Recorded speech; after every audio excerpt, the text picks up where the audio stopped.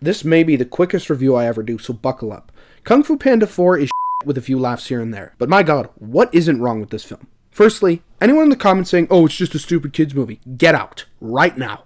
The first two Kung Fu Pandas, despite being targeted towards kids, are incredibly mature and downright scary at points. Also, I won't just use these, I will name 10 more. Ready? Let's begin. Shrek, Shrek 2, How to Train Your Dragon, WALL-E, Finding Nemo, Puss in Boots: The Last Wish, Spider-Man Across the Spider-Verse, Incredibles, Up's Opening 10 Minutes, and Toy Story 3. Now, Kung Fu Panda 4 makes several mistakes right out of the gate, and it's because of these mistakes that it sucks. And I will go over these and explain why exactly they cement this as the worst film in the franchise. Now, I know technically they're in this movie, however, just in the credit sequence doesn't count. If you're going to cut one of the most important parts of this franchise, you better have a damn good reason, and here they really don't. Not to worry though, because we got Mr. Beast. Now, the Furious Five have always been minor characters. It's through and through Poe's story. However, they're there in the beginning as Shifu students who underestimate Poe in being the Dragon Warrior, but by the end come to respect him, and Kung Fu Panda 2 just solidifies that fact. We see Poe and Tigress as friends this time, and the Furious Five and Poe working together. The third one, while they had less to do in the plot, they didn't warrant cutting out entirely. In 3, Tigress was the only one with anything to do, really. Anyway, this is a horrible decision to cut out the best part of the films, other than Poe himself, only to throw in an original character no one has heard of or cares about, and they fall victim to the trope of a new female character that has the torch passed to her after being insufferable through the whole thing. However, only elements of this show up here, other than the fact that Zen is voiced by Awkwafina. Remember the swamp? Remember my song in the swamp when I was like, whap, chicka, whap, whap. And we have to listen to her voice for an hour and a half. She's just lazily written, and don't you worry, she still cracks a ton of jokes at Poe's expense and tries to put him down, but Poe really just doesn't give a shit, which is a nice change. I will give them this. At least Zhen isn't a complete girl boss, although elements are still there. This is just lazily written. It's not even chock full of identity politics like most mainstream sludge today. It's just kind of shit. Also, she has the most predictable plot twist that she serves the chameleon as her, apprentice and does a 180 immediately after she steals Oogway's staff from Poe. It's just boring! And also she becomes the next Dragon Warrior. Hello? Why not Tigress? What just she can't do it? Again, talking about lazy writing, at the beginning, they quickly brush off that the Furious Five are off on other missions somewhere, when Tai Lung has possibly returned. Don't worry, I'll get to him in a minute.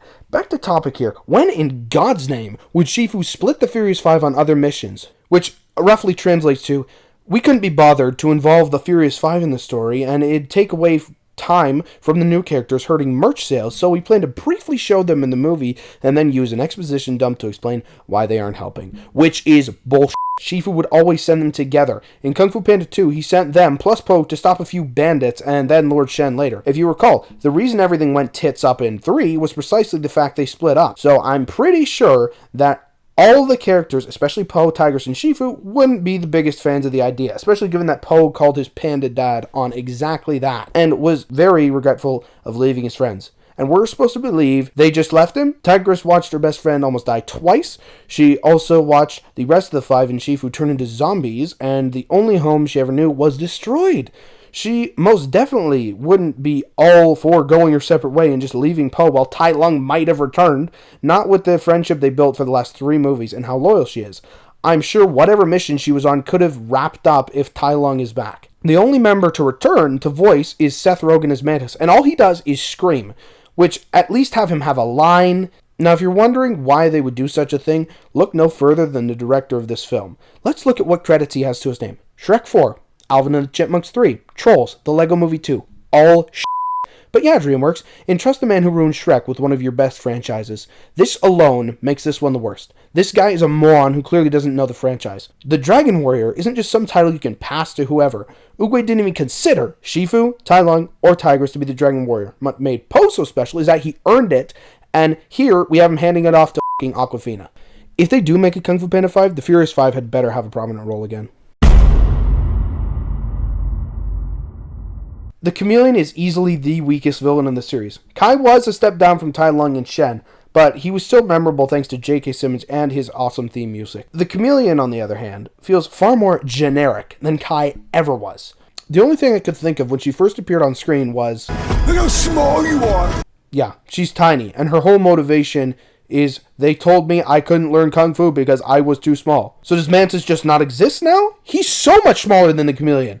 This makes her generic as world domination motivation even worse. Viola Davis gives a good performance though, and is a great actress. But that's all the chameleon has going for her. When compared to the other villains, she doesn't even really do anything evil other than push a guy down some stairs. And she doesn't hold a candle compared to Tai Lung, who murdered almost the whole village and the entirety of the Rhino Guards, Shen, who literally committed genocide against the pandas, and Kai, who stole everyone's chi. Speaking of past villains, the wasted potential is real. Tai Lung is barely in this film, the real one that is. The chameleon as him shows up at the very beginning for a scene, and he doesn't show up until the very end and gets his ass kicked by Chameleon and stays in a cage for the rest of it. Nerfed is an understatement. I knew Tai Lung would be just nostalgia bait, but I honestly thought he'd be at the beginning and not show up again. There was so much potential here, and it feels like he was meant to be the original villain, and then they just changed the story halfway through. How they got Ian McShane back, I have no clue. Maybe a truckload of cash. Just imagine if Po was forced to team up with Tai Lung to stop Chameleon and give Tai Lung an actual redemption arc other than just suddenly being chill at the end. Shen and Kai have it worse though. They literally are background characters. I don't blame J.K. Simmons and Gary Oldman for not wanting to return for such a small role, but then again, the budget for this was $85 million, so maybe that's why. Anyway, the end sucks. Kai, Shen, and Tai Lung would never bow to Po after just standing around. Tai Lung is a maybe. That's only if he was an actual character and had a stake in this film. Kai was meh for me as a villain, but at least he was intimidating and had a good motivation. But they did Lord Shen dirty in this. Shen hated Po till the end and let himself die so that the soothsayer's prediction wouldn't come true, and he killed Po's mother and committed genocide. But when Po sees him, he just kind of shrugs it off. And also, Lee has no reaction to seeing Shen, who is responsible for his wife's death. What? Come on! All three would have ripped him in half as soon as they got their power back, and they would never willingly go back to the spirit realm, especially Kai and Shen. Speaking of, Lord Shen was the best DreamWorks villain before Death himself showed up, and here he's tossed in the trash. The utter disrespect shown to all three of the villains is unreal. You want to know how to respectfully bring back past villains? Look no further than Spider-Man No Way Home. And yes, they turned Doc Ock into a bit of a joke, but nothing on this level. Let's just compare for a second. They do the same thing. No Way Home brings back 3 of Tobey's villains and 2 of Andrew's villains, but I'm just going to focus on the 3 that were most prominent. Green Goblin is the main villain of this film. Doc Ock is a bit of a joke, but Alfred Molina's performance makes up for it. They much improve on Electro, taking his motivation from Spider-Man stole my publicity to I just don't want to die. Now compare them. Personally, I would pick Shen as the Green Goblin for Po, but most agree it's Tai Lung, so I'll give in.